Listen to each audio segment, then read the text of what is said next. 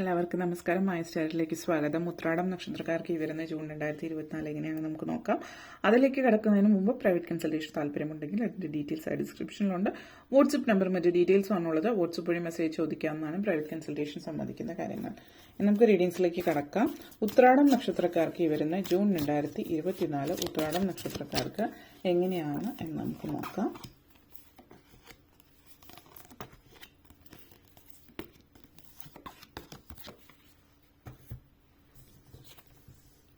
Strength കാർഡാണ്.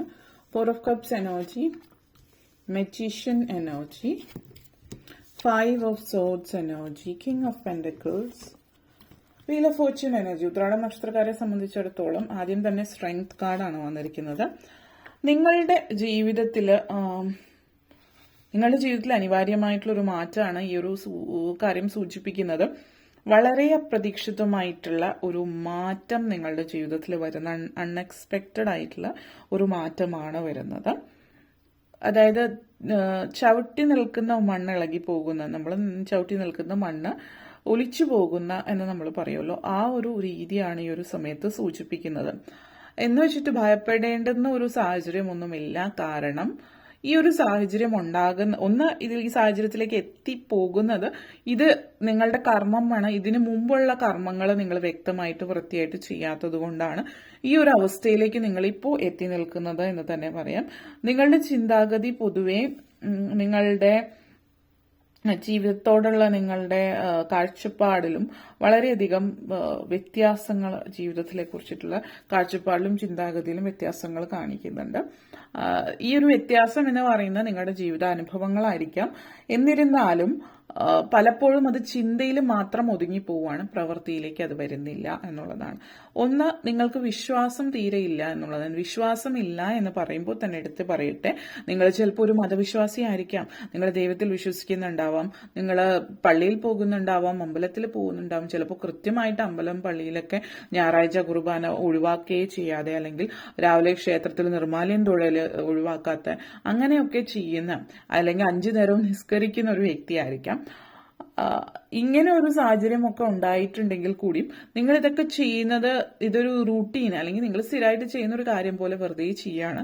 അല്ലാതെ അതിലൊരു പവിത്രത അല്ലെങ്കിൽ ഒരു ആത്മീയത അതിന്റെ ഭാഗമായിട്ടില്ലാത്തത് കൊണ്ട് തന്നെ, നിങ്ങൾ ഈ ചെയ്യുന്ന പ്രവൃത്തിയിൽ നിങ്ങൾക്ക് വിശ്വാസം ഇല്ലാതിരിക്കുന്നത് കൊണ്ട് തന്നെ ഈ പല കാര്യങ്ങളും സംഭവിക്കുന്നു.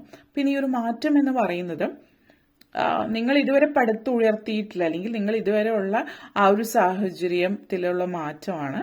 ഇപ്പോൾ നമ്മൾ എന്താ പറയാ, ഒരു ബിൽഡിംഗ് ഇടിച്ചു പൊളിച്ച് താഴെ ഇടുന്ന ഒരു സാഹചര്യമുണ്ടല്ലോ. പടുത്തുയർത്തിയ ഒരു കെട്ടിടം ഇടിഞ്ഞു പൊളിഞ്ഞു വീഴുന്ന സാഹചര്യമാണ്. അത് ഇടിഞ്ഞു പൊളിഞ്ഞു വീഴുന്നു എന്ന് പറയാൻ പറ്റില്ല, നിങ്ങളായിട്ട് അത് വീഴ്ത്തുന്നതാണ്. കാരണം അത് വീഴുന്നതിന് മുമ്പ് തന്നെ അതിന് വേണ്ടുന്ന കാര്യങ്ങൾ ചെയ്തിരുന്നെങ്കിൽ അത് വീഴില്ലായിരിക്കും എന്നുള്ളത്. പക്ഷെ ഇപ്പോഴത്തെ അവസ്ഥ അത് ഇടിഞ്ഞു പൊളിഞ്ഞു വീടുകയാണ്. പക്ഷെ ഇതും നിങ്ങളെ സംബന്ധിച്ച് പറയുകയാണെങ്കിൽ നിങ്ങൾക്കുള്ള ദൈവാനുഗ്രഹം വളരെ വലുതായതുകൊണ്ട് ഇതുകൊണ്ട് നിങ്ങൾക്ക് വലിയ രീതിയിൽ, അതായത് ജീവിതമേ അവസാനിച്ചു എന്നുള്ള രീതിയിലേക്കല്ല. കാരണം ഇത് നിങ്ങൾക്ക് ശരിക്കും പറഞ്ഞാൽ ഒരു ഭാഗ്യമാണ്. കാരണം നിങ്ങളെ സംബന്ധിച്ചിടത്തോളം അത്രയും ആ ഒരു ലെവലിൽ എത്തിയിട്ട് ഇനി ഒന്നും ചെയ്യാൻ പറ്റില്ല എന്നുള്ളത്, ഇനി നഷ്ടപ്പെടാൻ ബാക്കി ഒന്നുമില്ലാതിരിക്കുന്ന അവസ്ഥയിൽ മാത്രമേ നിങ്ങൾ എന്തിനെങ്കിലും വേണ്ടിയിട്ട് ധൈര്യമായിട്ട് ഇറങ്ങി പുറപ്പെടുന്നുള്ളൂ എന്നുള്ളതാണ്. അതുകൊണ്ട് തന്നെ നിങ്ങൾ ജീവിതത്തിൽ പുറകോട്ടേക്കാണ് പോകുന്നത്. ഈ ഒരു അവസ്ഥ എന്ന് പറയുന്നത്, ഈ അവസ്ഥയിൽ നിങ്ങളുടെ എനർജിയിൽ 2 തരത്തിൽ 4 of Cups എനർജി ഉണ്ട്. സങ്കടവും ദുഃഖവും അങ്ങനത്തെ ഒരു സാഹചര്യത്തിൽ നിന്ന് പോകുന്നു, ഇനി എന്ത് ചെയ്യുമെന്നും അറിയാത്ത അവസ്ഥയിൽ നിൽക്കുന്നു എന്നുള്ളൊരു സാഹചര്യമൊക്കെ ഇവിടെ കാണിക്കുന്നുണ്ട്.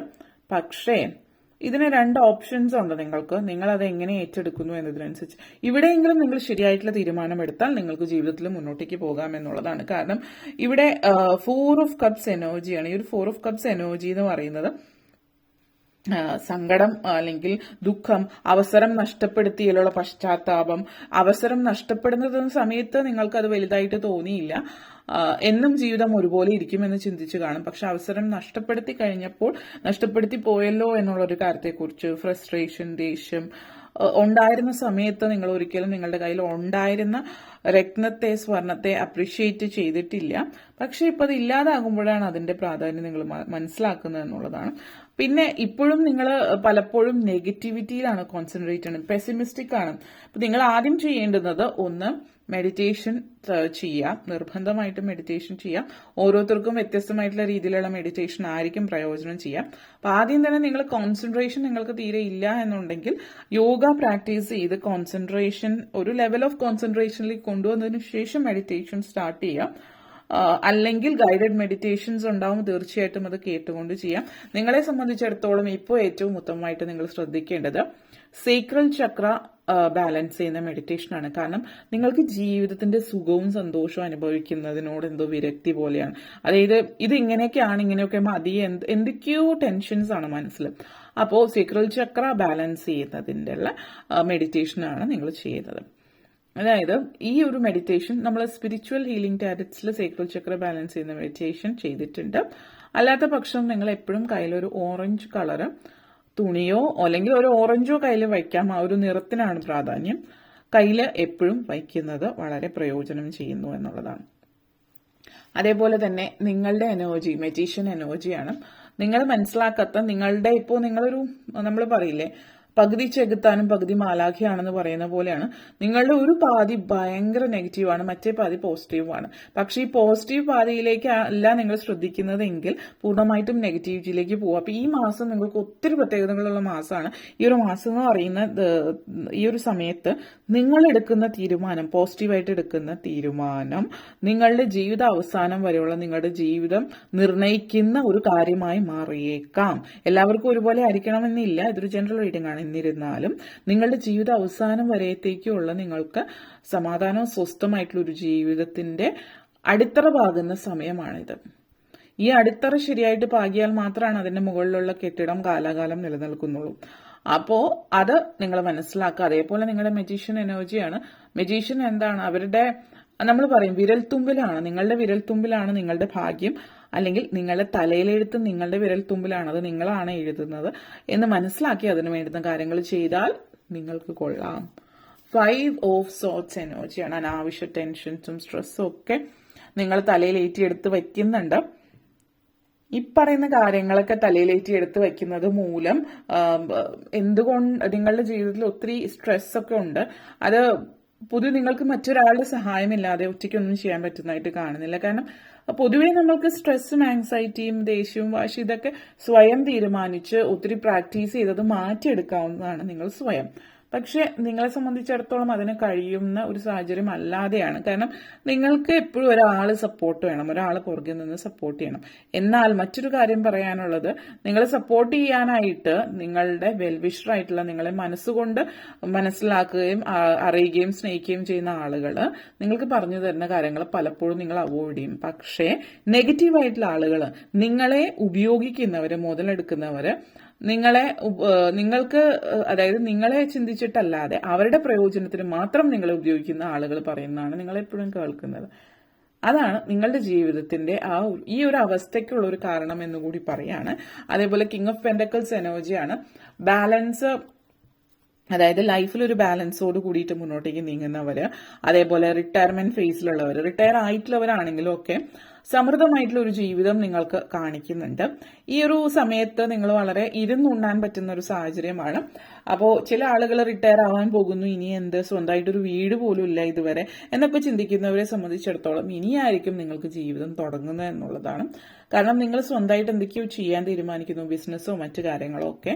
നിങ്ങൾ അങ്ങനെയുള്ളൊരു ചിന്തയിലേക്ക് പോകുന്നുണ്ട്. പെട്ടെന്ന് നിങ്ങളുടെ മക്കൾക്ക് ജോലി കിട്ടാനുള്ള സാഹചര്യം സൂചിപ്പിക്കുന്നുണ്ട്. പ്രായമായിട്ടുള്ളവരെ സംബന്ധിച്ചിടത്തോളം ആ ഒരു സാഹചര്യം കൂടി. വീൽ ഓഫ് ഫോർച്യൂൺ ആണ്, ഭാഗ്യമുള്ള സമയമാണ്. ഈ ഒരു മാസം പ്രത്യേകിച്ച് ഒരു മാസം പകുതി ആകുമ്പോഴത്തേക്കും ഭാഗ്യം വളരെ ഉച്ചയിൽ നിൽക്കുന്ന സമയമായതുകൊണ്ട് തന്നെ ലോട്ടറി പോലുള്ള കാര്യങ്ങൾ ലഭിക്കുക, അല്ലെങ്കിൽ വസ്തുവകകൾ ഭാഗം ചെയ്ത് കിട്ടുന്നതോ അങ്ങനെയുള്ള കാര്യങ്ങൾ എന്തെങ്കിലുമൊക്കെ ലഭിക്കാനുള്ള ഒരു അവസരം നിങ്ങളെ സംബന്ധിച്ചിടത്തോളം സൂചിപ്പിക്കുന്നുണ്ട്. ഈ ഒരു മാസത്തിൽ ഭാഗ്യമുള്ള സമയമാണ്. മെജീഷ്യൻ എനർജിയാണ്, വീൽ ഓഫ് ഫോർച്യൂൺ ആണ്.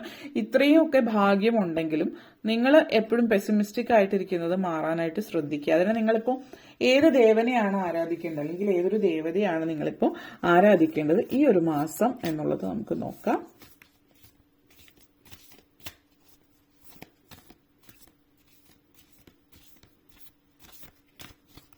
നിങ്ങൾ സൂര്യഭഗവാനെയാണ് ആരാധിക്കേണ്ടത്. സൂര്യ നമസ്കാരം ചെയ്യുന്നുണ്ടെങ്കിൽ അത്രയും നല്ലത്. പിന്നെ എടുത്തു പറയുന്ന രാവിലെ എഴുന്നേൽക്കുന്നത് ശീലമാക്കാൻ പറ്റുന്നുണ്ടെങ്കിൽ, ഇപ്പോൾ നിങ്ങൾ നൈറ്റ് ഡ്യൂട്ടി ഒക്കെ ചെയ്യുന്നവരാണെങ്കിൽ ഒന്നും ചെയ്യാൻ പറ്റില്ല, അല്ലാത്തവരെ സംബന്ധിച്ചിടത്തോളം ഒരു 5 മണിക്കെങ്കിലും എഴുന്നേൽക്കുക, അല്ലെങ്കിൽ സൂര്യൻ ഉദിക്കുന്നതിന് മുമ്പ് എഴുന്നേൽക്കുന്നത് ശീലമാക്കുക. കുറഞ്ഞപക്ഷം ഈ ഒരു മാസമെങ്കിലും ജീവിതത്തിൽ ഉദിച്ചു വരാൻ പറ്റിയ ഒരു അവസരമാണ്. നവഗ്രഹ ക്ഷേത്രം സന്ദർശിക്കുക, സൂര്യന്റെ നവഗ്രഹ സ്തോത്രം ജപിക്കുക. അതേപോലെ തന്നെ ക്രിസ്ത്യൻസ് ആയിട്ടുള്ളവർക്കും സൺഡേ പ്രത്യേകതകളുള്ളതാണ്. സൺഡേ പള്ളിയിൽ പോകുന്നതോ അല്ലെങ്കിൽ സൺഡേ ഫാസ്റ്റിംഗ് ചെയ്യുന്നത്, ഞായറാഴ്ച ദിവസം ഫാസ്റ്റിംഗ് ചെയ്യുന്നത് നല്ലതാണ്. ഞായറാഴ്ച വ്രതം എടുക്കുന്നതും നല്ലത് തന്നെയാണ് സൂര്യനെ സംബന്ധിക്കുന്ന കാര്യത്തിൽ.